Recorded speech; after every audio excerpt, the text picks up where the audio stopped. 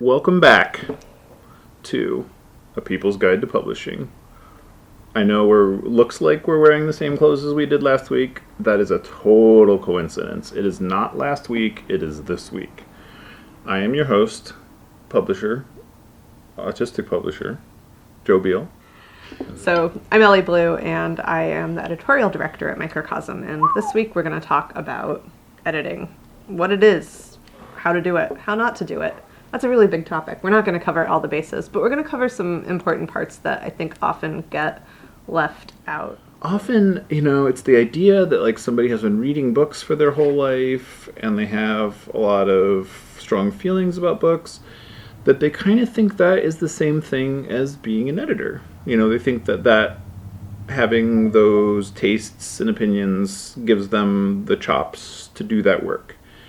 And in those cases, I use the example that, you could do your own dental work very feasibly. You may not want to do your own dental work. You're probably not going to get the same kind of results as a professional doing your dental work. Same thing with your plumbing. Maybe you're a plumber, but in that case, you're a professional. But it is an odd thing where people don't treat editing that way. They treat editing like something that anybody can do by reading something, and editing is so much more than that. And what we found here is that editing truly is a technical skill. We treat it almost as part of the marketing department. We're creating, and I know that sounds like sacrilege, and that's why I say it. I think there's a lot of cultural baggage around editing. It's seen as a high status job. It's always been a very low paid job, and in part that's because it's not seen as real work. It's seen as something that you go and do if you don't want to work, or if you're not suited to other things, or if you want to kind of live a literary and socially elite life, maybe. I don't know. There's a lot of cultural associations with editing that associates it with upper class people who don't need to make a lot of money and are very well connected and are have a lot of literary cachet, and that's really valued in our society, by some parts of our society. It's really interesting to see that baggage kind of come in and get involved with editing. And so, when we hire new people or when we take on new interns, a lot of people, I would say most people, come to publishing with the idea of being an editor. And a lot of them kind of learn really quickly once they start to do the editing work that that's not actually what they want to do, because it's a lot of grunt work, to be honest. Crappy job. It is. It's just a lot of really, really repetitive, difficult work, and you're also needing to negotiate each one with an author who has, and authors have a whole range of personalities and attitudes to their work, and sometimes they're very easy to work with, sometimes they're difficult to work with, always in different ways. So the editing job is a combination of kind of grunt work and really intense listening and negotiation skills. And also you're constantly giving people bad news. Mm-hmm. You constantly have to figure out how to break it to somebody that the chapter that means the most to them in their book, it's about their dying grandmother or something, Doesn't work in that book. Yeah. Has no place in that book. Yeah. It's a hard conversation to have, and then you kind of need to sit with them while they have their feelings about that, and then sometimes they yell at you. Mm-hmm. And then you kind of still have to go back down to it and figure out where all the commas should be. Yep. So that's editing. I mean, there's also really fun aspects to it. It's the developmental editing is kind of doing a big crossword puzzle, I think. Let's step back and look at the 4 parts of editing. Mm-hmm. So, first of all, for most publishing houses, your editor does the job of acquisitions, which is being the golden eyes and the mythic visionary of appreciating the next great thing. And that is also in and of itself a very, very skilled, difficult task, because oftentimes people will wholly misrepresent themselves on when they send you their manuscript and the way they talk about it, and then to find out things that aren't quite as it was presented to you. And then next is the developmental edit, which is re-envisioning that manuscript to actually serve its function as best as it can, to give the reader what the marketing promises in the first place. So you're if this is the greatest murder mystery of all time in medieval Scotland, you want to make sure that it actually is that, and then has all the parts of story and pacing of a story so that the action does what it needs to do and like engages the brain in the way that you want it to. And then from there, you have line editing, which is going through and making sure that your sentences back up that structure of the whole book at large. And then lastly, you have proofreading, proofing, whatever you want to call it, where you make sure your commas are in the right place, and there's a period at the end of every sentence, or maybe an exclamation part if it's real exciting. And then you make sure it does all the things. Most publishers actually have another step in there, the copy edit. Mm-hmm. We are not always so exacting. And then you would have fact checking as well if you were like real pro. But again, all these things are sort of been like pinched harder and harder as budgets constrict. We tend to do the fact checking as part of the line editing. Mm-hmm. And so, but and really those are different things historically done by different people. But in this day and age, it's you kind of need to make sure the facts are in good order, some degree during acquisitions as well, just so you don't get kind of hornswoggled.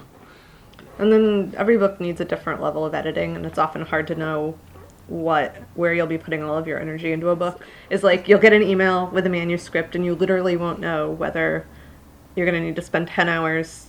Or 1,000,000 hours. Or 1 hour.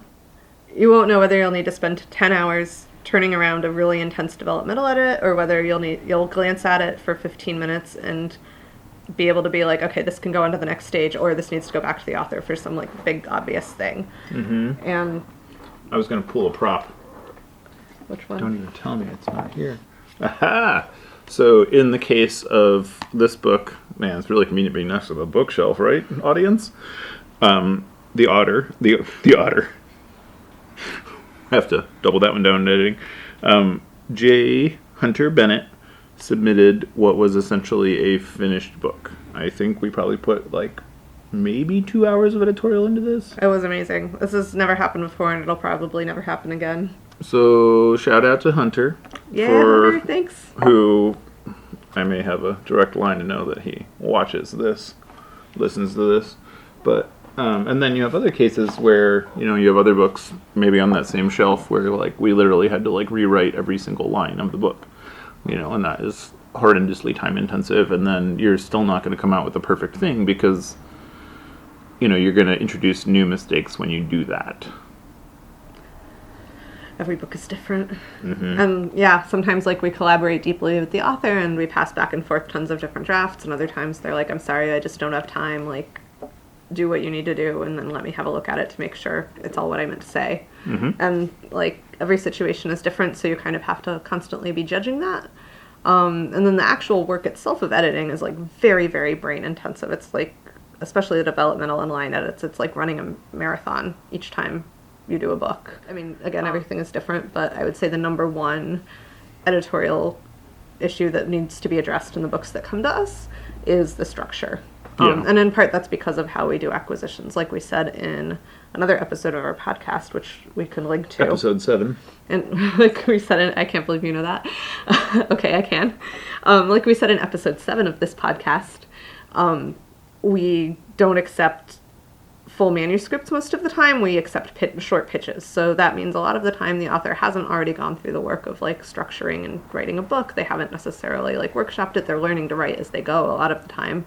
And we're sort of like guiding them through it. So what that means is we have a lot of manuscripts that need a lot of structural work, and that is very much about like I use Google Docs to edit, and turning on the navigation page, the document navigation, and like putting headers in so that they show up in the navigation is really, really helpful for like figuring it out. And then you can be like, oh, okay, this chapter at the end should actually be at the beginning, and this one that's like really long in the middle should actually be completely cut. And then you can kind of go through step by step and make those hard decisions, but you need to like have some idea of what you want the structure to be going in, or you're just going to have a big mess on your hands and spend a lot of extra time. So that is usually the challenge of developmental editing. You also have to just like keep a really good eye out when you're developmental editing for things like, is that introduction actually an introduction? Does it do what an introduction should do? Or are you just assuming it does because it says introduction at the top? Stuff like that. Like your brain wants to believe what you see in the book, and you kind of have to turn off part of your brain and turn on other parts. Thank you for joining us once again. on People's Guide to Publishing, episode 32. And we will hope that you will join us again next week when we talk about something else. I am your host, Joe Biel, the Autistic Publisher, and this is Ellie Blue. I'm Ellie Blue, the editor who doesn't care about grammar. You can find us on the internet at microcosmpublishing.com or microcosm.pub if you want to keep it short and simple. You can also find us on Twitter at microcosm, on Facebook at Microcosm Publishing, on Instagram at microcosm_pub, and here in Portland on North Williams Avenue. Thank you so much.